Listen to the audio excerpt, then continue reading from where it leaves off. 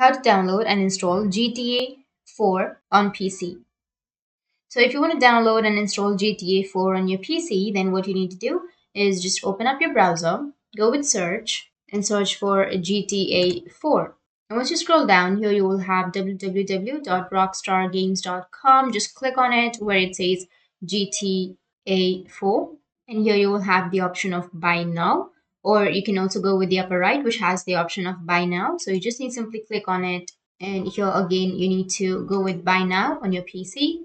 And after that, you need to just sign in to your Rockstar account. You can also sign in with your PlayStation or your Xbox. So just simply go and sign in, and you'll receive a verification code on your mail address. So just enter the verification code, click on submit, and after that, you need to verify your age, and you can enter your payment methods, which is if you already have saved your payment methods, you just need to simply go with the upper right and click on the drop down and go with my payment account.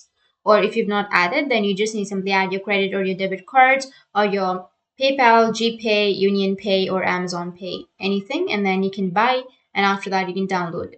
So that's how you can download and install your GTA 4. And if you have any questions, feel free to comment below. Thanks for watching.